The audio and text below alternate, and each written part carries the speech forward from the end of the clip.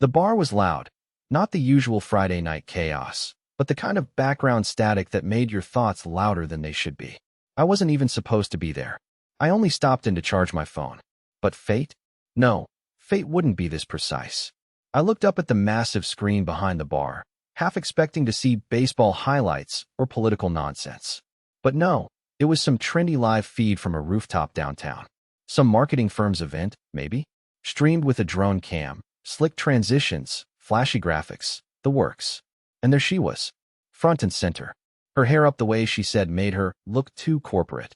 A silver dress I hadn't seen before. The tag from our shared credit card had come through as pharmacy, but that wasn't ibuprofen she was wearing. She was smiling. I leaned forward, one hand on the bar, squinting like an idiot. The footage had no audio, just ambient music from the bar playing over it. Her lips moved. She touched someone's arm. He leaned in, suit, sharp jaw, drink in hand, and she laughed. Big, open-mouthed laugh. The one she used to reserve for late-night pillow talks and bad jokes on rainy Sundays. I didn't blink. My drink sat untouched. A lime slid off the rim and hit the counter with a thud. The man wrapped his arm around her waist like they'd done this before. Like this was routine. Like this wasn't her first lie today. Her phone had buzzed earlier. Meeting just started. Don't wait up. But there she was. On the screen. On a rooftop. Notepads replaced with cocktails. No meeting in sight. Unless they were discussing quarterly betrayals. I pulled out my phone. Opened our texts. Stared at her lie until the letters stopped making sense. Then the drone camera pivoted, panned outward, and I saw the logo on the backdrop. Her company. Big, bold letters. Their spring client gala. The one she said had been postponed. The one she fought to reschedule. It hadn't been postponed. It had been rebranded, just without her husband. The guy next to me at the bar elbowed his friend. Yo, she's hot. Who is that? I swallowed something thick and invisible. That's my wife, I said. They went quiet. Looked at me. Looked back at the screen. The guy mumbled, "Oh, damn, man. Sorry." I watched her dance. Not just casually. Slowly. One hand on his shoulder. His mouth near her temple. Her smile growing softer. She was gone, and she didn't even know I was watching. And the worst part? I still wanted her to look up, to look into that camera, into the lens, and see me. But she never did. She had already forgotten what my face looked like when I believed her. And the next morning, she was going to come home and tell me everything went fine. She got home at 12:42 a.m. I watched the time like a coward, lying in the dark on the living room couch, pretending to sleep, my heart pounding like it owed something. I didn't even know what I was hoping for. Maybe that she'd look different. Guilty. Maybe that she'd walk in weeping and tell me something broke her, that none of it was what it seemed. Or maybe, deep down, I hoped she'd come home glowing from the lie, so I could finally stop lying to myself too. When the door clicked open, I didn't move. Just cracked one eye enough to see her silhouette step inside. Cinnamon. That was the first thing that hit me. Not the scent she usually wore. Not the lavender I bought her last Christmas. No, this was spicy, smoky, not her. Not mine. Not us. It smelled like a rooftop. Like strangers. Like places I hadn't been invited to. Her heels came off at the door. She hummed under her breath, like the night had given her something sweet. I laid still. She didn't even glance my way. I wanted to scream. Not words, just sound. Just proof I was still alive. Instead, I listened to her pour water in the kitchen, then pad down the hall to the bathroom. The faucet ran. I imagined her wiping lipstick from places it didn't belong. Maybe scrubbing guilt from the edges of her collarbone. Or maybe she wasn't scrubbing anything at all. Maybe she felt nothing. I sat up. My hands trembled like they belonged to someone else. I told myself I'd confront her right then. Demand answers.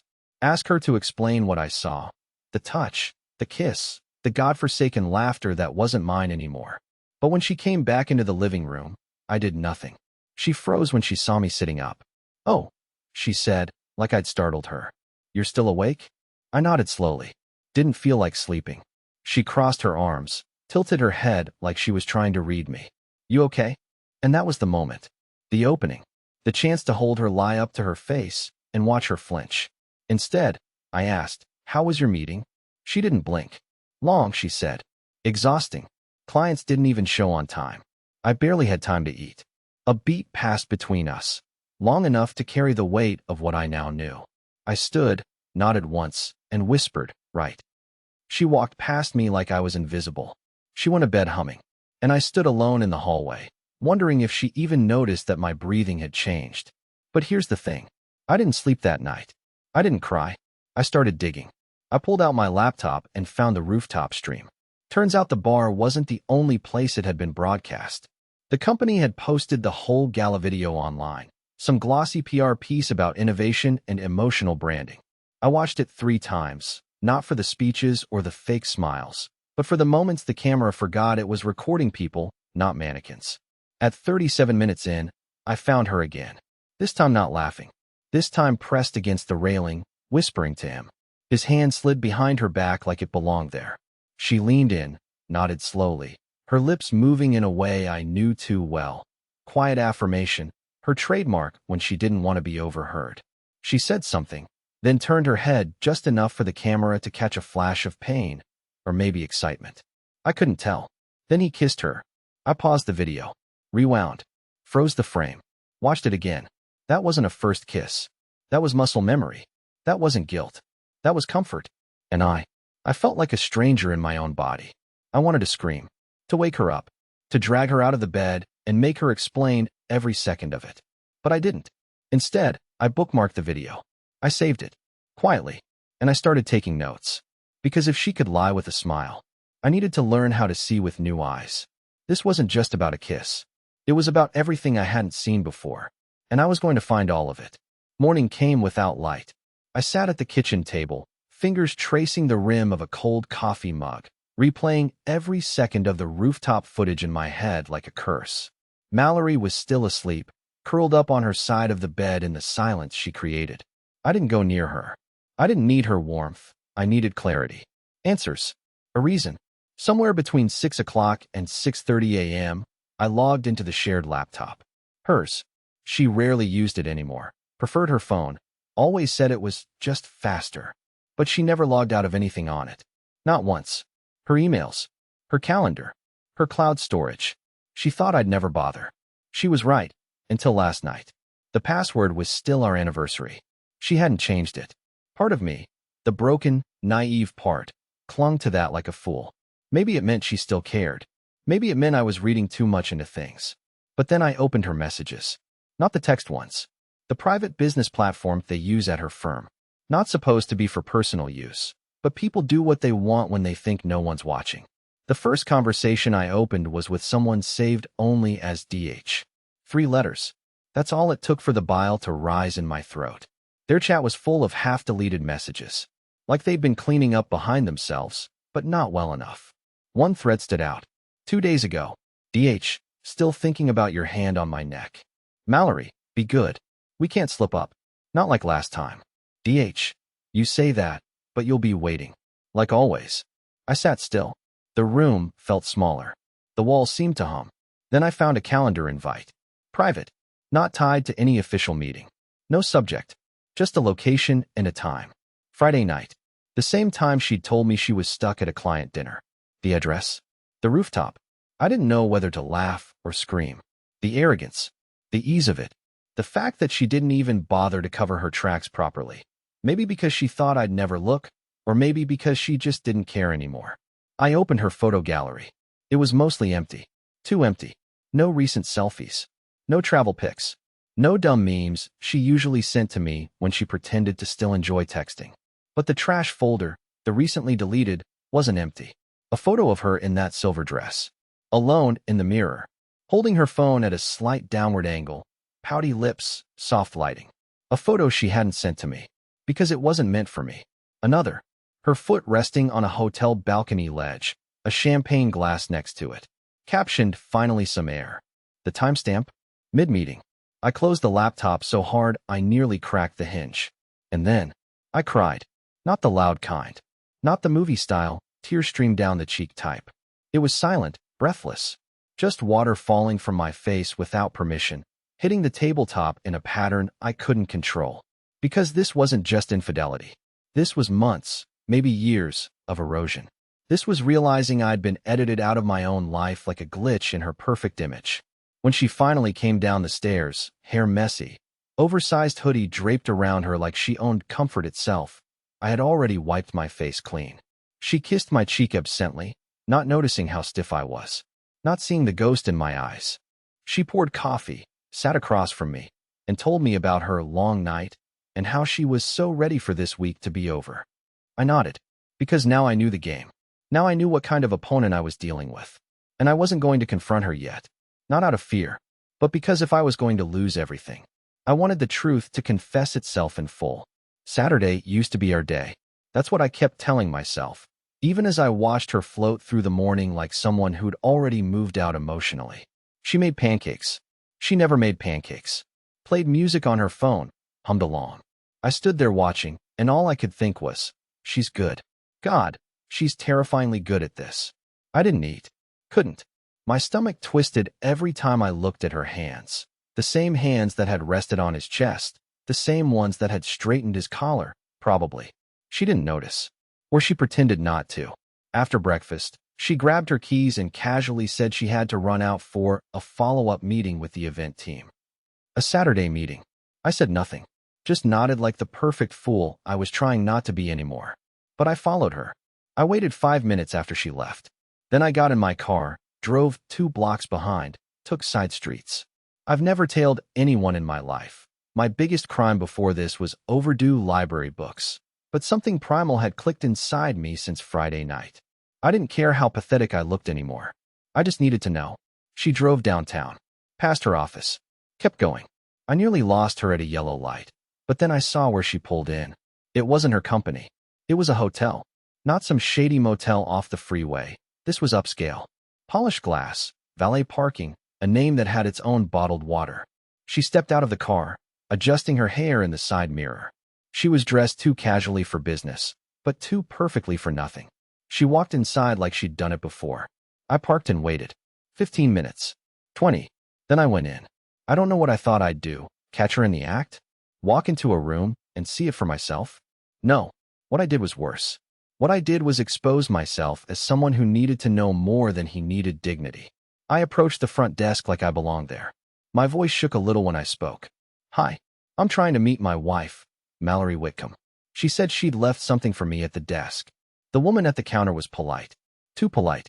She tapped her keyboard, then gave me the smallest tilt of her head. She already checked in. Is she expecting you? I said nothing. My silence was the answer. She didn't offer a room number.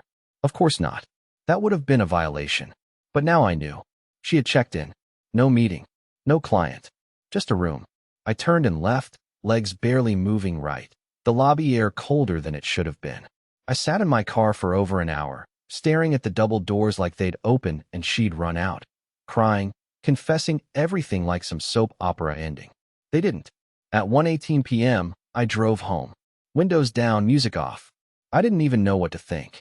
What do you do when your marriage has a room booked under someone else's name? I was too afraid to go back later. Too afraid of what else I might see. She got home around 4. Hair tied up, smelling like citrus and hotel soap. She brought coffee with her like she'd just popped out for errands. Said traffic was a nightmare. Told me she was starving and asked if I wanted Thai. I said sure. She kissed my cheek. I flinched. She didn't notice. That night, I watched her sleep. And I realized I wasn't waiting for her to tell me anymore. I was building a record. Because if this was going to break, I was going to make sure I remembered exactly how it shattered. Sunday morning came with a quiet, so deep it felt like the world was holding its breath. Mallory was still in bed, one arm hanging off the mattress like she'd melted overnight. I sat in the kitchen again, same spot, same mug, but this time my laptop was open. I had a list. A literal list, handwritten the night before, timestamps, deleted messages, locations. Not because I wanted to be dramatic, but because I didn't trust my brain anymore. My emotions had started to smudge the edges of everything. I was becoming my own detective in a case where I already knew the killer. I just didn't have the motive. Or the confession. Around 10:30 a.m., she finally emerged, wearing my old t-shirt like it was still some kind of joke we shared. God, I slept like a rock, she mumbled, rubbing her eyes. What time is it? I told her. Flatly. She didn't notice. She stretched, yawned, and asked if I wanted to go out for brunch. I nodded like a puppet. I was good at nodding now. We drove to a place we hadn't been in a year. Some artsy spot she liked because their menus were printed on recycled paper and the chairs didn't match. She was chatty, suddenly invested in asking about my week, my work. Her phone buzzed twice. She flipped it over without checking it. I watched that move carefully. It wasn't affection. It was strategy. When we got home, she disappeared into the bedroom with her phone, probably texting him, probably laughing at how well she was handling her clueless husband. I went to take out the trash. That's when I found it. We don't have a mailbox on the house. We use a small black drop box by the side gate. It's old, squeaky. I open it maybe once a week, tops. But today, I did it out of habit. Or maybe instinct. Inside was a plain white envelope. No stamp.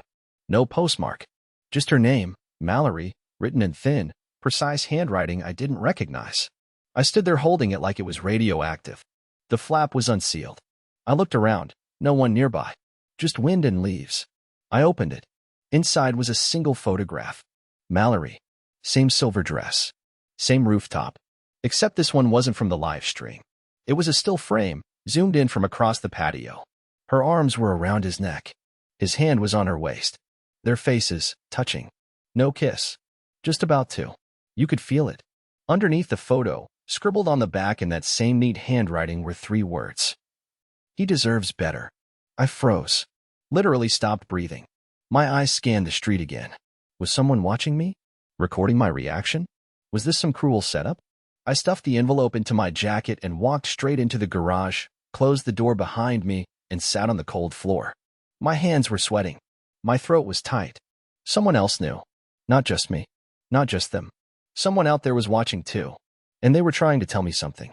At that moment, all the rage I'd swallowed turned into something else, something darker. Not action.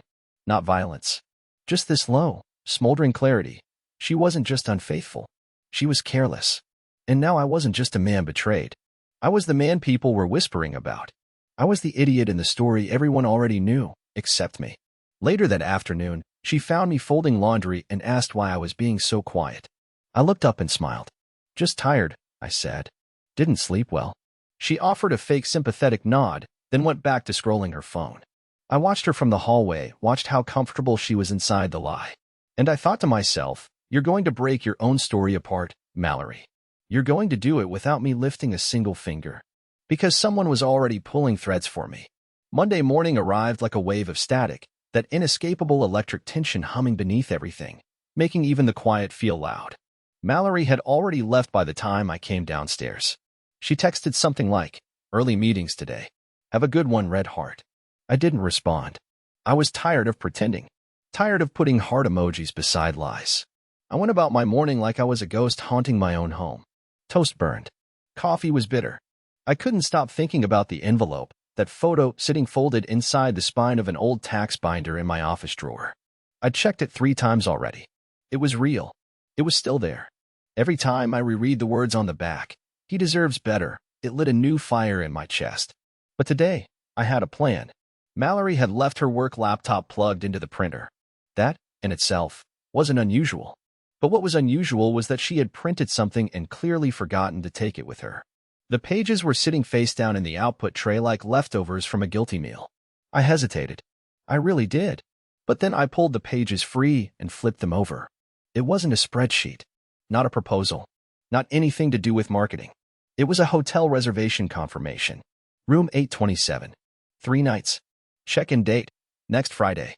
Name on file. Damon H. Lawson. My stomach dropped. There it was. The full name. Damon. D.H. The same initials from the messages. The same man I'd seen on the rooftop. She hadn't even booked the room. He had. And yet, she'd printed the confirmation. Had she meant to confront him? Or was she making plans? I turned the page over. Her notes were scribbled on the back. Tiny, sharp handwriting. My eyes scanned line after line until they hit something that made me sit down slowly in the office chair and forget how to breathe. Pack light. Bring night lotion. Take ring off early this time. Take ring off early this time. I read it 5 times. 10. My hand started shaking so badly I had to press it flat to the desk. She wasn't preparing for a mistake. She was perfecting a routine. I leaned back, closed my eyes, and tried to fight the sting behind them. But it was useless. It wasn't just the betrayal, it was the casualness of it all. Like it wasn't even worth hiding anymore. Like I wasn't worth hiding it from. I placed the pages back exactly where I found them. She hadn't noticed the laptop was still connected to the printer. She probably wouldn't remember she printed it at all. She was so far gone, her trail was a mosaic of carelessness. But now I had a name, a location, a date, and a fire in my chest that was no longer confusion, it was direction. I spent the afternoon online, not stalking, researching. Damon H. Lawson wasn't hard to find. He had the kind of digital footprint men like me didn't. Socials full of golf retreats, rooftop parties, clean jawlines, and motivational captions about legacy and winning seasons. He worked for a partner firm to Mallory's. He'd spoken at her company's conference last year. There were photos. One of them? From 6 months ago. Mallory, standing beside him in the corner of the frame, her hand just barely touching his elbow. She'd told me she missed that conference because she had the flu. I printed that photo and placed it beneath the envelope in my drawer. Evidence, not for court, for clarity. For those nights I'd eventually wonder if I'd imagined all of it, if I was just too sensitive or too jealous or too weak. Later that evening, when she came home, Mallory tossed her keys in the bowl like nothing mattered and told me she was exhausted. Long day, she said. I smiled. Want a drink? She blinked, surprised. Sure. Are you okay? I nodded, poured her wine, sat across from her while she sipped. And as I watched her lean back, eyes closed, humming softly to some commercial on TV, I thought to myself, I could ruin this right now. I could tell her about the printer, about Damon, about the photo someone left in our mailbox. But I didn't. Not yet. Because some betrayals are too large to call out in passing. Some deserve to be brought into the light so violently they never find a shadow again. And I had 5 days to decide how to end it. By Wednesday, something in me had shifted. Not healed, nothing like that. Just hardened. There's a moment, I think, when a betrayed person stops asking, why would they do this to me, and starts asking, how far would they have gone if I hadn't noticed? I was there now. Somewhere between numb and boiling. Somewhere between broken and ready. I didn't sleep the night before. I lay there, staring at the ceiling, listening to her breathe next to me. She turned in her sleep once, reached for me. I stayed still. She murmured something, maybe my name, maybe his. I'll never know. The room was too quiet to believe anything anymore. The next day, I made my move. I called in sick. Told my boss I had food poisoning, the kind you don't bounce back from after a few hours. He didn't ask questions. I barely speak during meetings anyway. Just one more invisible man in the back of a Zoom screen. Mallory, meanwhile, had a client meeting across town. It was marked on her calendar in gray, not even password protected. She left at 10:12 a.m., wearing the blue dress she used to save for anniversaries. I waited exactly 15 minutes before leaving the house. I didn't have a plan. I just knew I had to see her. Not from behind a screen. Not through photos or receipts. I needed to see the betrayal while it was happening to finally burn the illusion for good. I drove without music. Every red light felt like the universe asking me, are you sure? Are you really ready for what this will do to you? I didn't answer. I just kept going. She was at the cafe on Willow Street. The one with the ivy-covered patio and overpriced tea. The one we used to go to back when we still liked being in public together. I parked across the street, heart in my throat, and watched from the inside of my car like a coward. Or maybe like someone learning how to face pain on their own terms. She was already there. And so was he. Damon. He was wearing sunglasses and a beige coat like he was trying to be subtle. But subtlety dies when you lean across the table and brush someone's hand like it's yours. I watched them for 10 minutes. She laughed twice. Touched her hair more times than I could count. He passed her something small, a card? A key? I couldn't see. She slipped it into her purse like it was routine. At one point, she looked over her shoulder, right past my car. I held my breath. She didn't see me. Of course she didn't. I'd spent years becoming someone she forgot how to look for. They stood up to leave. She reached for his arm, not dramatically, just briefly. Just enough. They walked side by side down the sidewalk toward the parking structure. She wasn't glancing around. She wasn't checking her phone. She wasn't worried. She thought she was invisible. And I was done making her feel safe inside that lie. I didn't follow them after that. I didn't want to know where they were going. I'd already seen enough to kill the last trace of doubt. I drove home, parked in the driveway, and sat in silence for nearly an hour. I stared at the spot where she'd later hang her purse, the same purse she'd slipped that object into, and tried to imagine what kind of story she'd tell me when she got home. Because she would lie. That was the part one knew now without question. What I didn't know was how much longer I could let her. I went inside, made tea I didn't drink, walked through our house like a stranger. Every corner held a memory I didn't trust anymore.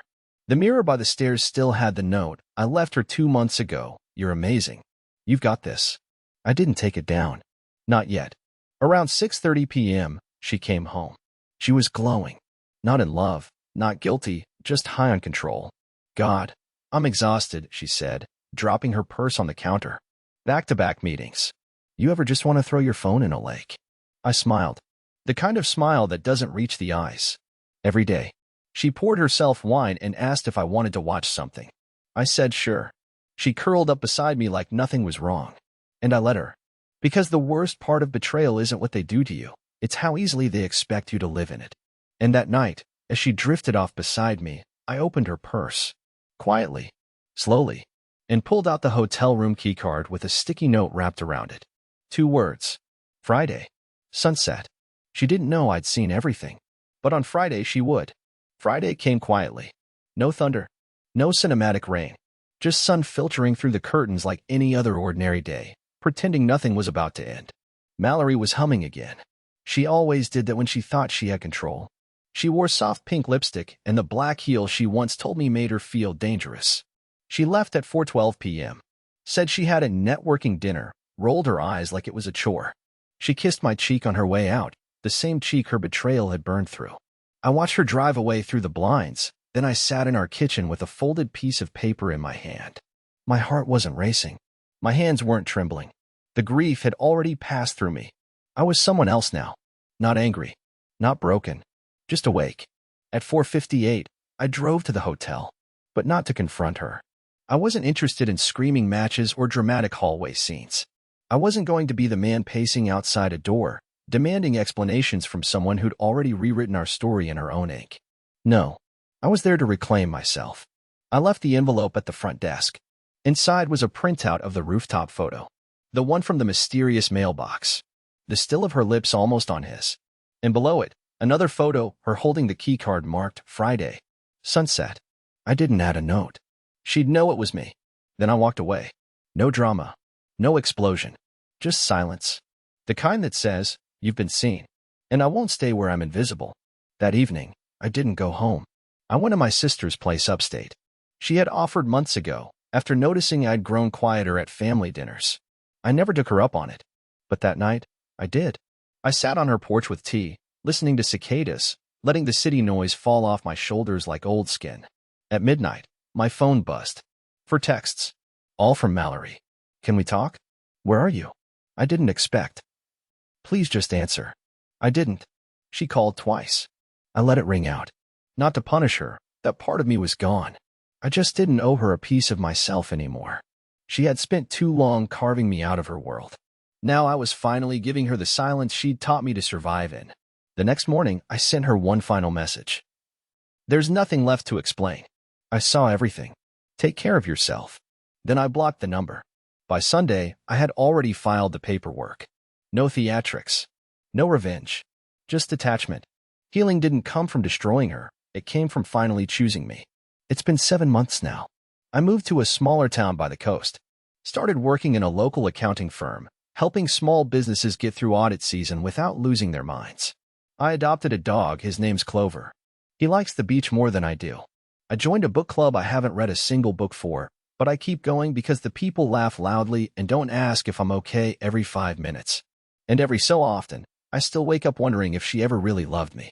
But then I get up, pour coffee, and realize it doesn't matter anymore. Because love that asks you to disappear isn't love. And now, I'm finally living in a story where I'm not the background character. I'm not the silence. I'm the author.